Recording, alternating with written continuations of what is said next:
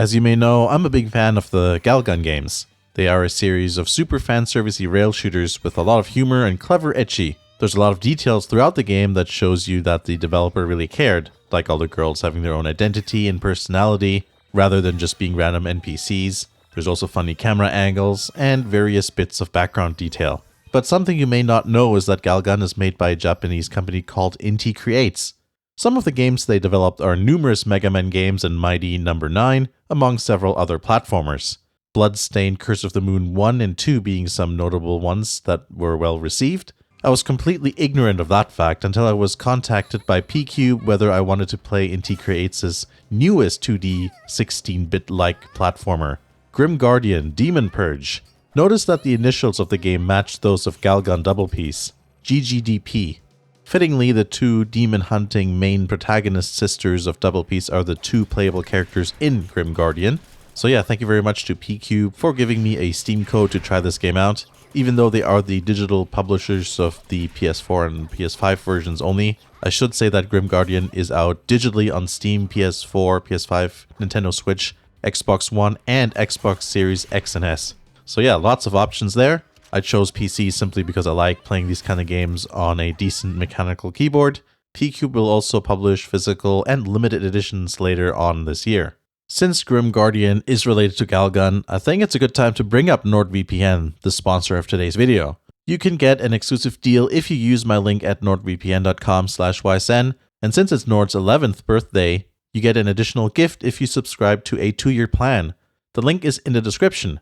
You're probably wondering, what does Galgun and other games like that have to do with NordVPN? Well, Galgun Double Piece is one of those games that isn't available in all countries, which is something that happens to several games I talk about on this channel. I'm sure you're well aware. NordVPN is fast, secure, and, well, it's a VPN. So if you can't get Galgun or any other game of culture where you live, NordVPN allows you to connect to servers in countries where those games are not blocked, because it looks like your internet connection is from whatever country you selected in the server list. Just a click and off you go. Culture awaits. I also do that with British and German TV content that has been blocked in Canada. NordVPN is also really fast, the fastest VPN in the world in fact, so if you, let's say, want to play online/multiplayer games on servers from other countries, you can just connect to one of over 5,400 servers worldwide. There's also other great benefits like threat protection, which keeps your device safe from malware. Your data is fully encrypted even when using public Wi-Fi, and all major devices like Windows, PCs, Macs, iOS, and Android devices are supported. Go to nordvpn.com/ysn to get your exclusive deal. It's risk-free with Nord's 30-day money-back guarantee. So, what's the story? You don't need to have played Galgun Double Piece or any of the 3 Galgun games, but it does make the story more enjoyable if you have some knowledge. Mainly with Double Piece. Shinobu and Maya, 2 demon-slaying sisters, go to school, only to find out that it has turned into a creepy castle. Kurona, the demon girl also seen in Double Piece, is seemingly the culprit, though an interaction with a mysterious mirror does make you question exactly if it's quite that straightforward. Basically, you follow Shinobu and Maya and their quest to return their school back to normal. Grim Guardian is a 2D platformer with a 16-bit look. The basics are pretty self-explanatory. You can run around, jump, and attack. Additionally, there's also sub-weapons, which there are several to choose from, and have also very different abilities. The platforming feels quite refined, with things like jumping and mid-air control feeling good. Definitely doesn't feel clunky or unpredictable. You wouldn't expect so given the track record of games they've made. Since you control 2 characters, there are differences in their abilities and stats. Shinobu has a machine gun with good range, but doesn't do that much damage. She also has to reload, so you can't just shoot continuously.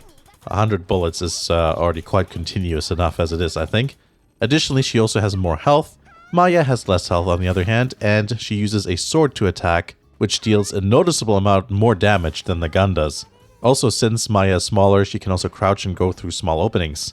They also each have their own set of sub-weapons that you accumulate as you play. I like how varied they are. You can freeze enemies and use them as platforms. There's grenades and mines to deal with higher HP enemies or ones that block. And a useful one you get right away at the start is a shield, like an origami shield that not only keeps certain attacks from hitting you, but also deals damage when you get near an enemy. I should use that one more often. So sub-weapons can be defensive, offensive, or just give you extra platforming abilities. They do use up weapon points though. You can see in the top left how much you have out of 20. I think that's what the number was. And how much they use just depends on the weapon and how you're using it. Some sub-weapons have multiple ways of using them. For example, if you're using an umbrella and you want to just glide down, then that doesn't use any points. But if you attack with it, it does use points. The grappling hook is another good example of one that doesn't use any weapon points either if you're platforming around and getting to inaccessible platforms. The levels are pretty linear for the most part. It's linear if you want to follow the story. There are optional parts that you can return to once you get new abilities or sub-weapons. I don't know whether this could be described as a Metroidvania. First of all, it just looks like one. Also when it comes to enemies and things, and it's not completely linear, so I think it's Metroidvania enough. There's 2 difficulty levels. I went with the more difficult one, which is Veteran.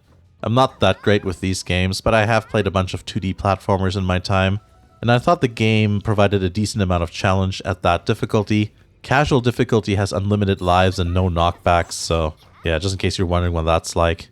I thought that was a bit boring, so I never chose that. If you do have trouble, you can change the difficulty whenever you load up your save file or in the pause menu. I left it at Veteran difficulty throughout.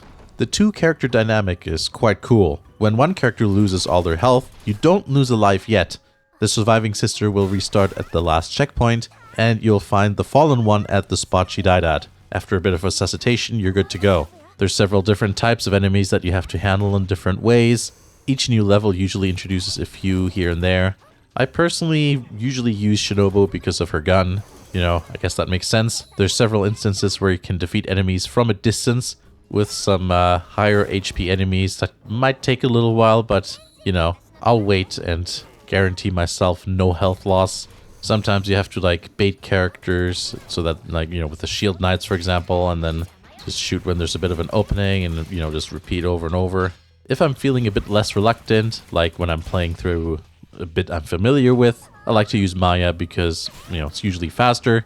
And also when you get into a flow, it's actually really satisfying because of how quickly she can navigate the levels and, you know, because she's much more powerful in her attack. She can also string together 3 attacks, so if one hit doesn't make it, you know, just keep clicking and then, or hitting the attack button, and she'll do like a 3-attack combo, and that kills most enemies, as long as they're not like bosses or super difficult or anything like that.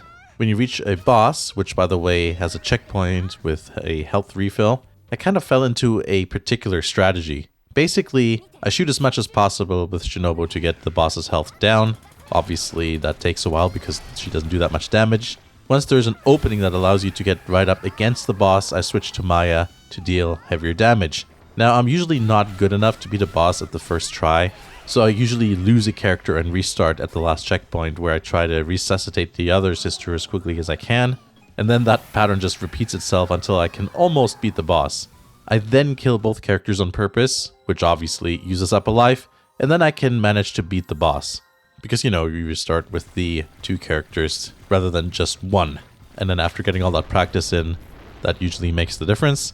Strangely, sometimes later bosses can be much easier to deal with than the previous ones. I spent half an hour once just to beat the next one on the first or second go. Overall, I'd say the game is challenging enough for someone like me, but it's not frustrating in ways that older games in the 80s and 90s of this genre would be. And perhaps people who are really into 2D platformers and also Metroidvanias that are like super tough, they might not see as much of a challenge as they'd like.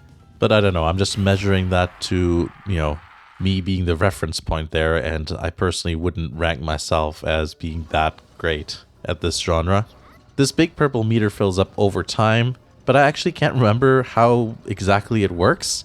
Like, it's purple, so like, does collecting the purple stuff make it go up, or is it just something that fills up over time? I think I saw it move when I wasn't doing anything before. Whatever it may be, I just save it up for boss fights, because when it's full, you can unleash a big attack. But you need both sisters to be conscious or else it doesn't work.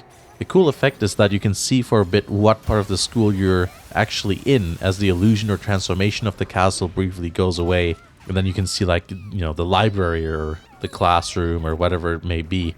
Each level is a specific part of the school, so even if you don't need to let one rip in each section just to see that animation, I guess. It deals a fair amount of damage, but it's so easy to mistime your shot, and yeah, there's been plenty of times where I missed. There's almost nothing as tragic as seeing that bullet slowly fly off into God knows where. In terms of graphics, I don't think there's much to say. It speaks for itself, you can see what's going on. I do think it looks great. It runs good and smoothly on my computer, but then again, it should. There's a bit of blood and gore, but I'd consider that quite minimal. Maybe Nintendo would have a problem with it in the 90s, but no rational being these days. I also like the CG art. It's the same art style as Galgun, because it's the same artist, but with a few touches to give it more of a gritty feel, namely visible hatching in the dark regions. I also really like the outfits the girls have. Shinobu retains the blue color of her school uniform, but Maya's green color does not transfer over. Her outfit is red instead, which honestly I think works better. From a gameplay perspective, it's easier to see when you're, not quite looking at the sprites. You're like, oh yeah, it's her or her that you're controlling. And besides, it just looks good in general. Red is a good color.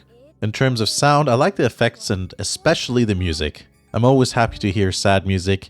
Anything creepy or foreboding is right up my dark alley. Some songs remind me a bit of what you'd hear in Higurashi or Another, or maybe like in some games like Corpse Party, anything horror related basically and anime related. I'm sure you've heard music like that before. Unlike Galgun, Grim Guardian actually has an English dub, which I was a bit surprised about. Honestly, I switched to Japanese for a couple of reasons. Mainly because that's what I was used to in Galgun, because that did not have an English dub. Plus, I think more of the dialogue is dubbed in Japanese. When I had it on English, which, is set to in the beginning, there were unvoiced scenes. But since I changed it to Japanese, every interaction has been voiced. So yeah, it does seem like it's not super complete in English. And just so you know, the English dub does feature demon dice, so I can't remember what character, but yeah, I thought that was an interesting fact. So yeah, that's Grim Guardian Demon Purge. No, it doesn't have the fan service of Galgun, but it's fun to see the cast in another game. I like the character dynamic between Shinobu and Maya anyway, so it's fun to follow them on their adventure. It's not a particularly long game to finish, I think. You can go through several levels in a couple of hours, even if you need to retry several boss fights. But once you have all the abilities and sub-weapons, you'll be able to revisit levels to get to places you haven't been able to before. Overall, quite fun. I really enjoyed it. I hope you enjoyed the review. Thank you for watching, and I'll see you again in the next video.